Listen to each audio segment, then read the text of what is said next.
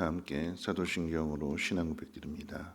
전능하사 천지를 만드신 하나님 아버지를 내가 믿사오며 그 외아들 우리 주 예수 그리스도를 믿사오니 이는 성령으로 잉태하사 동정녀 마리아에게 나시고 본디오 빌라도에게 고난을 받으사 십자가에 못 박혀 죽으시고 장사한 지 사흘 만에 죽은 자 가운데서 다시 살아나시며 하늘에 오르사 전능하신 하나님 우편에 앉아 계시다가 저리로서 산 자와 죽은 자를 심판하러 오시리라.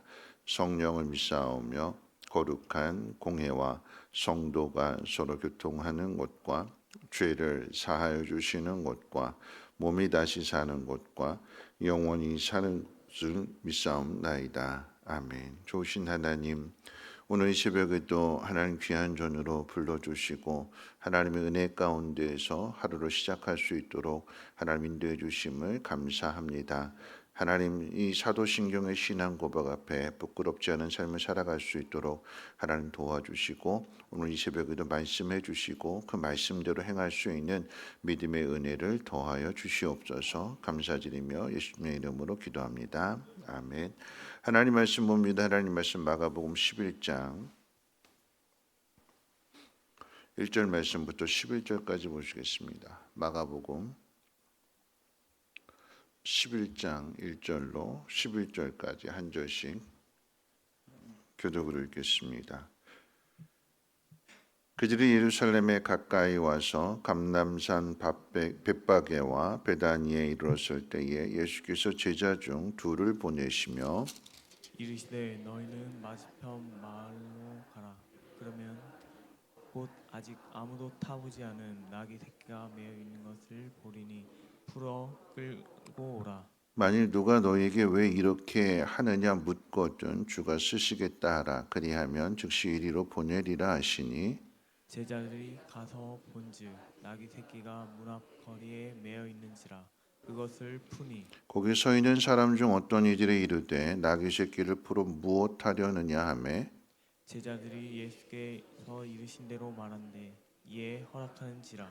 나귀 새끼를 예수께로 끌고 와서 자기들의 겉옷을 그 위에 얹어 놓음에 예수께서 타시니 많은 사람들은 자기들의 겉옷을 또 다른 이들은 들에서 벤 나뭇가지를 길에 펴며 앞에서 가고 뒤에서 따르는 자들이 소리 지르되 호산나 찬송하리로다 주의 이름으로 오시는 이여 찬송하리로다 오는 우리 조상 다윗의 나라여 가장 높은 곳에서 호산나 하더라. 예수께서 예루살렘에 이르러 성전에 들어가사 모든 것을 둘러보시고 때가 이미 저물매 12 제자를 데리시고 베다니에 나가시니라. 아멘.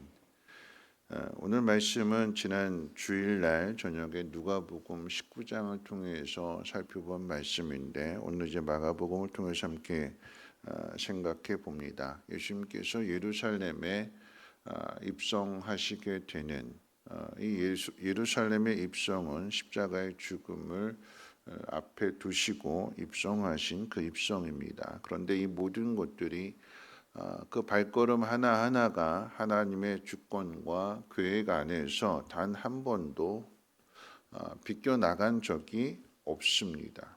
하나님 말씀하신 그대로 순종하신다라고 하는 거죠. 520년 전에 스가랴 선지자가 예언한 대로 또 이사야 선지자나 미가 선지자가 예언한 그대로 이새의 후손을 통해서 다윗의 자손으로 오시고 또 베들레헴 땅에서 태어나게 되시며 또 스가랴서의 예언대로 겸손해서 나귀를 타십니다.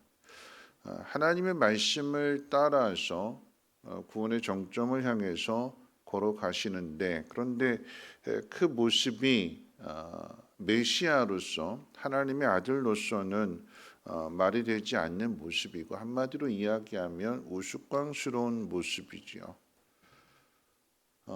사람들이 예수님을 향해서 예루살렘으로 들어오시는 예수님을 향해서 주의 이름으로 오시는 이여 호산나 호산나 다윗의 나라여 이렇게 찬양을 하게 될 때에 그 이야기는 주의 이름으로 오시는 이여 우리를 구원해 주소서. 다윗의 나라를 통해서 우리를 구원해 주소서라고 하는 기대와 소망을 담은, 그러니까 왕으로서 인정하는 모습인데, 그런데 그 왕이 나귀를 탔습니다. 백마도 아니고, 그것도 어린 나귀, 큰 나귀도 아닌 어린 나귀를, 가냘픈 나귀를 타시고 오는데, 그분이 왕이라고, 그분에게 우리를 좀 구원해 달라고 지금 외치고 있는 거죠. 유대인들이 아닌 뭐 로마 사람들이나 로마 군인들이나 그 모습을 보면 얼마나 우스꽝스러운 모습일까요? 그런데 그 모습 그대로가 하나님께서 약속하신 내용이었고, 예수님은 하나님 말씀하신 그대로 순종하고 있다라고 하는 것입니다. 겸손해서 나귀를 타셨다라고 할 때에 스가랴 선지자가 예언한 대로 겸손과 관련해서는 지난 주일날 말씀을 드렸고, 오늘 나귀를 타신 모습을 잠깐 생각해 본다면, 이스라엘 백성들이 많은 전쟁을 치르게 될 때 그 전쟁 가운데 적군에게 사자를 보내거나 사신을 보낼 때에 두 가지 방법을 사용하게 됩니다. 내가 너랑 싸우겠다라고 하는 의미, 선전포고를 할 때는 말을 태워서 사신을 보냅니다. 내가 너랑 싸울 거야. 그렇게 말을 전하고, 그냥 상식적으로 생각할 때 붙잡히면 안 되니까, 싸울 사람이니까 빨리 돌아와야 되는 거잖아요. 그러니까 말을 태워서 보냅니다. 반대로 나는 너랑 싸울 마음이 전혀 없다, 평화롭게 지냈으면 좋겠다라는 메시지를 전할 때는 그 사신에게 나귀를 태워서 보냅니다. 이 나귀는 빨리 달리는 것이 아니기 때문에 뭐 싸우겠다라고 하는 마음에서는 빨리 와야 되지만, 그런데 평화를 이루기 위해서는 오래 머물러야 되는 것이기 때문에 그것을 메시지를 그런 짐승을 태워 보내는 그 행동을 통해서 전하는 것이기도 합니다.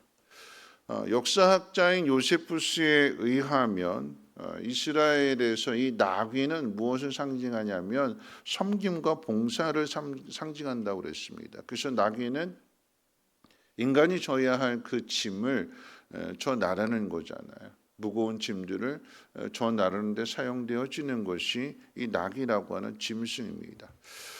예수님이 이 땅에 오신 것이 우리의 짐을 대신 짊어지러 오셨습니다. 섬기러 오셨고 봉사하러 오셨습니다. 그것을 그대로 보여주는 것이 하나님의 뜻에 따라서 나귀를 타신 모습이고, 이것이 우리의 메시아가 되는 길이기도 합니다. 여러분, 그 가운데 오늘 이제 예수님께서 나귀를 타실 때 이 나귀의 주인에게 주께서 쓰시겠다 하라, 그렇게 전하고 나귀를 끌고 오는 거죠. 지난 주일날 말씀드렸던 것처럼 상식적으로 생각한다면 주인에게 허락을 구한 다음에 이 나귀를 끌고 와야 되는데, 이걸 뒤집죠. 나귀를 끌고 오는 가운데 있어서 사람들이 묻고 주인이 묻게 될 때 예수님의 말씀을 그대로 전해줍니다. 오늘 이 마가복음에서는 사람들이 물었다라고 이야기를 하는 반면에, 누가복음 19장에서는 나귀의 임자들이라고 그랬어요. 그 이야기는 아마 부부가 함께 물었던 것으로 생각하게 되는데, 그 나귀의 임자들이 물었고 사람들이 물었고 어쨌거나 궁금해하는 거죠. 나귀를 끌고 가는 것에 대해서. 그런데 예수님 가르쳐 주신 그대로 이야기합니다. 주님이 쓰시겠다 하라. 그랬더니 주인이 허락을 합니다. 여러분, 이 이야기는요, 예수님께서 두 명의 제자를 보내서 어디에 가면, 어느 집에 가면 거기 집 앞에 어린 나귀가 묶여져 있을 것이고 그거를 끌고 와라, 이렇게 말씀하시는 것은 하나님의 아들로서, 아니 만물의 주인으로서 그 모든 것을 다 아신다라고 하는 거죠. 어디에 무엇이 있는지, 또 그렇게 하면 주인이 허락할 것도 많은 집이 아닌 허락할 수 있는 집, 그것을 아시는 주님이 거기에 제자들을 보내시는 것입니다. 모든 것을 다 아시는, 모든 것을 다 하실 수 있는 분임에도 불구하고 그분이 겸손히 나귀를 타시는 것이고 하나님 뜻에 순종하시는 것이고 그 모습을 창조주로서 만물의 주인으로서의 그 모습을 보여줌과 동시에 그런데 중요한 것은 그런데 그런 그분이 우리를 위해서 십자가를 지러 하나님의 뜻에 순종하시는 것이고 그것이 마지막 모습일진데 그래도 하나님 그래도 마지막 모습이라고 한다면 좀 멋있게 세상 말로 뽀대 있게 좀 그렇게 해주시 왜 이렇게 하십니까? 그러지 않으셨어요. 하나님의 뜻에 그 모습이 우스꽝스러운 모습 말이 안 되는 모습일지라도 예수님은 순종하셨습니다. 여러분 여기에 이제 나귀 주인을 한번 생각해 봅니다.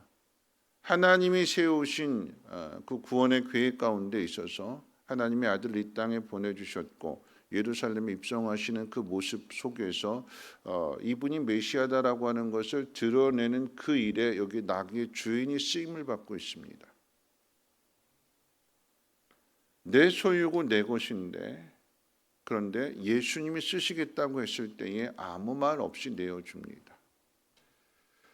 많은 사람들이 그렇게 요구하는 것도 아니고 그분이 예수님이시기 때문에 내어주게 되는 거죠. 그 이야기는 다시 말하면 하나님께서 이 나귀 주인을 주님이 걸어가시는 그 길 가운데 예배해 두셨다라고 하는 것입니다. 그 일에 순종하게 되는 거죠. 하나님은 아주 세밀한 부분까지도 계획하시고 섭리하십니다. 무심코 지나칠 수 있는 그런 상황이고 그런 부분까지도 이 나귀와 나귀 그 새끼의 그 임자, 그 주인까지도 하나님께서 예배에 놓으셔서 하나님이 하시고자 하는 그 뜻을 우리에게 가르쳐 주시고 드러내시고 나타내십니다. 나귀의 임자도 나귀의 주인도 순종하지만 이 어린 나귀도 한 번도 사람을 태워보지 않은 그런 나귀라고 그랬어요.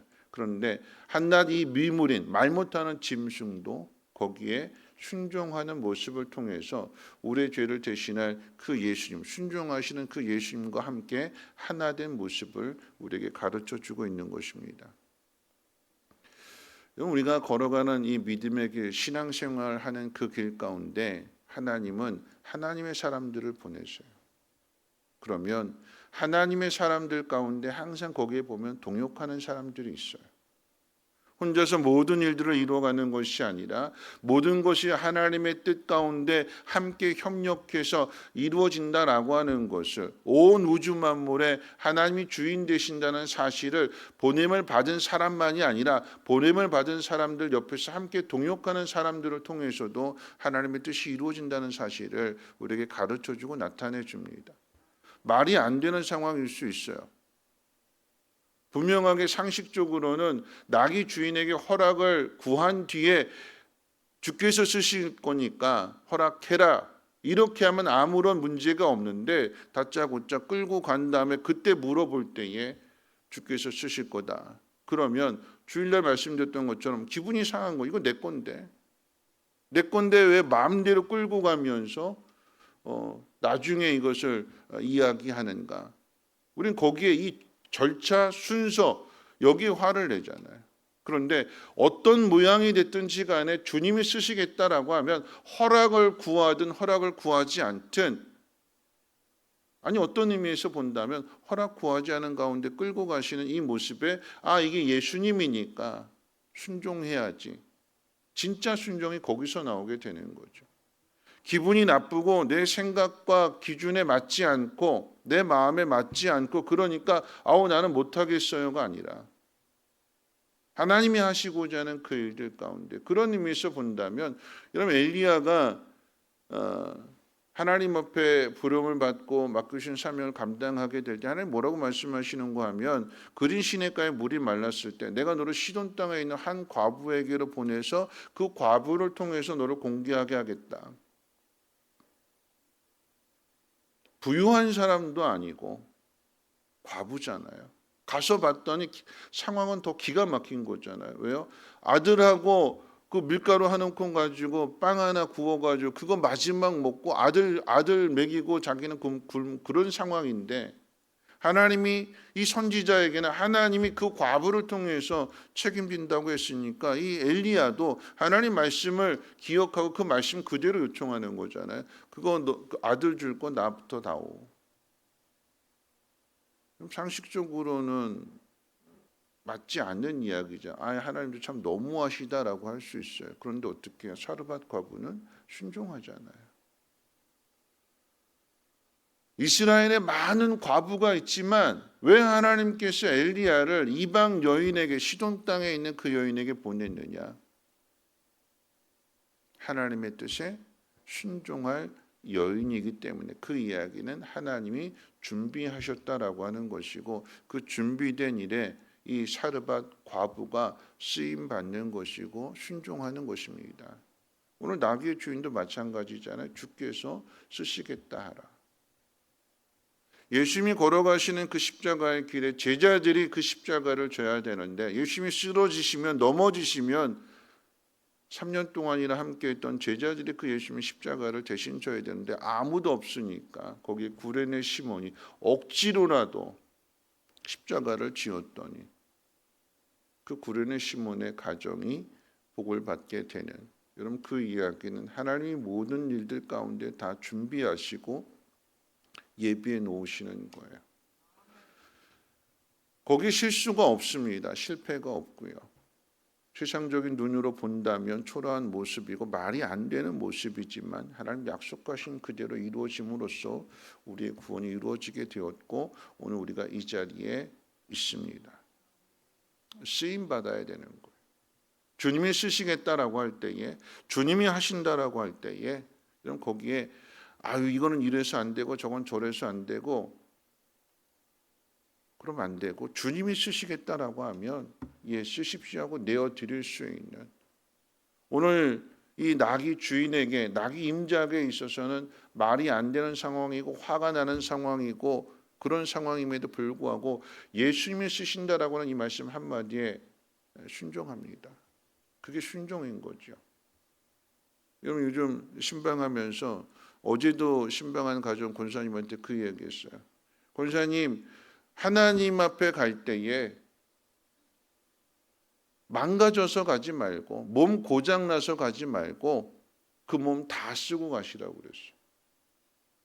하나님 우리를 부르실 때에 나 몸 망가졌으니까, 몸 힘드니까 나 이제 못해요가 아니라 망가지면 망가진 대로 다 쓰고 가시라고.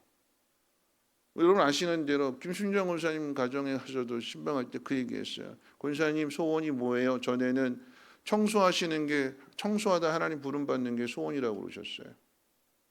근데 지금은 다리가 아프셔서 계단을 못 올라오시니까 청소 못 하시잖아요. 그래서 신방 가서 물어보세요. 권사님 지금 소원은 뭐예요? 그랬더니 권사님 하시는 말씀이, 하나님 부르시는 그날까지 청소 못 하니까 모든 예배 빠지지 않겠다고.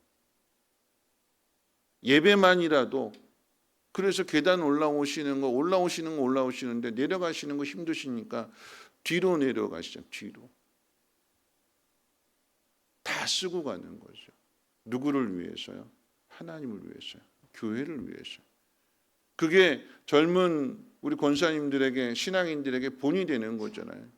87세 되신 권사님이 어떻게 해서든지 하나님 앞에 예배하는 자리 빠지지 않겠노라고 다 내려가셔서는 할렐루야 그러시고 기뻐하시고 감사하시고, 거기에 은혜가 있고, 우리의 몸 하나님이 주신 거, 하나님의 나라와 하나님의 영광을 위하여, 그리고 하나님의 뜻이 이루어지는 그 일에 대하여 내 생각대로가 아니라, 내 환경대로가 아니라 하나님이 쓰시겠다라고 할 때에 아멘 할 수 있는, 순종할 수 있는, 그래서 하나님의 뜻을 이루는 저와 여러분들 되시기를 주님의 이름으로 축원을 드립니다.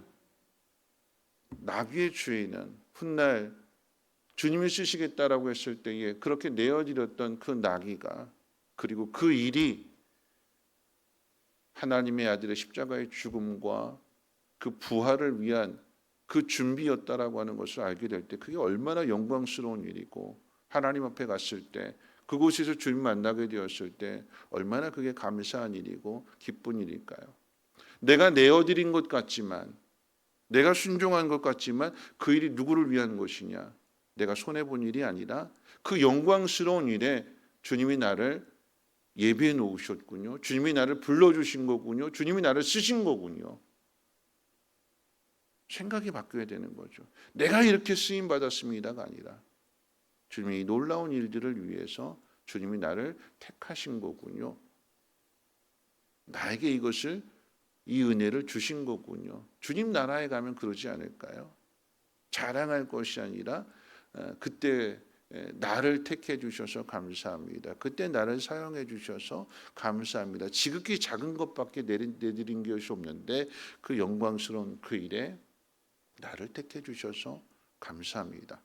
그게 우리의 고백이 되지 않을까요? 그것을 미리 알 수 있는 것이 믿음이고, 오늘 여러분들에게 주어진 모든 상황들 속에서 하나님의 뜻에 순종하며 살아가시는 은혜가 있으시기를 주님의 이름으로 축원을 드립니다. 우리 찬송가 549장 함께 찬송합니다.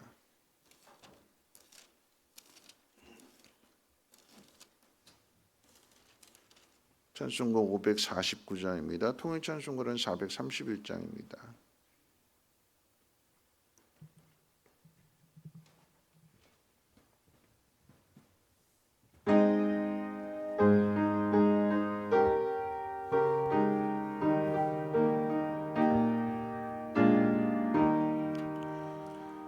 내 주여 뜻대로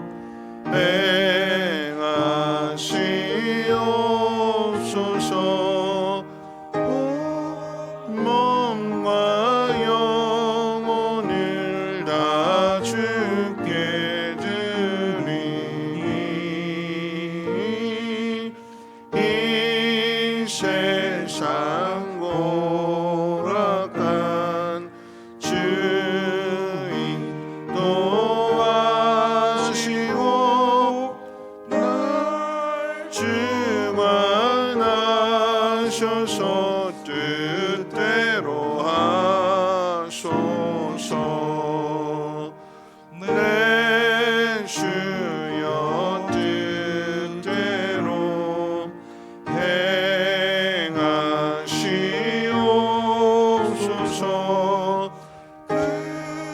근심 중에도 낙심케 마소서. 주님도 때로는 울기도 하셨네. 날 주관하셔서 뜻대로 하소서. 내 주여 뜻대로 행하시옵소서. 내 모든 일들을 다 주께 맡기고 저 천성 향하여 고요히 가리니 살든지 죽든지 뜻대로 하소서.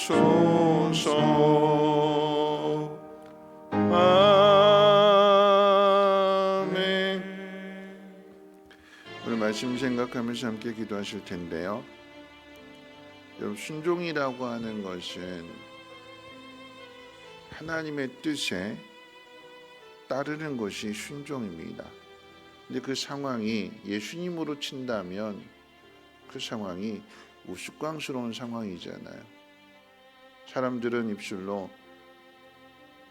주의 이름으로 오시는 이여 우리를 구원하소서, 다윗의 나라를 이루어 주소서, 그렇게 외치는데 예수님은 나귀를 타셨습니다. 이게 매치가 안 되는 거죠. 그림이 안 맞습니다. 그럼 나귀의 주인도 마찬가지예요. 주님이 쓰시겠다, 허락 받고 가지 왜 허락 받지 않고 가느냐? 그런데 허락 받고 간다면 누가 주인이에요? 나귀의 주인이 주인인 거잖아요. 만물의 주인이 주님이 되신다라고 하는 것을 나타내시기 위해서 허락 없이 먼저 끌고 가는 것입니다. 거기에 어떻게 해요? 따라가는 거고 순종, 그게 순종이래요. 기분 나빠서 못하겠는데요. 그게 아니라 우리가 항상 걸려 넘어지는 부분이 그건 거죠. 기분 나빠서 못하겠어요. 그런데 여러분, 나귀의 주인이 천국 갔을 때, 하나님 나라 이르게 됐을 때 거기에 주님을 만나게 된다면 그때 내가 내어드린 그 나귀가 주님이 타신 나귀였다라고 하는 것을 천국에 가서 뭐라고 이야기할까요? 나를 택해 주셔서 감사합니다. 나에게 은혜 주셔서 내가 주님의 뜻에 순종할 수 있는 그 기회를 나에게 주셔서 감사합니다. 그 고백을 하지 않을까요? 여러분, 그것을 볼 수 있는 그 믿음이 온전한 믿음이 될 것입니다. 오늘 우리가 하나님 앞에 기도하기를, 하나님 주께서 쓰시겠다라고 할 때에 하나님 기꺼이 순종할 수 있는 그런 믿음이 되게 하옵소서. 하나님 예비하신 일들, 하나님이 계획하신 그 모든 일들 가운데 쓰임받는 일꾼, 순종하는 일꾼 되게 해달라고 함께 통성으로 하나님 앞에 기도합니다. 거룩하신 하나님 감사합니다. 오늘도 말씀 가운데 하루를 시작합니다. 하나님, 순종하는 그 일에 내 생각, 내 계획, 내 마음, 불편한 마음들, 기분 나쁜 상황들 하나님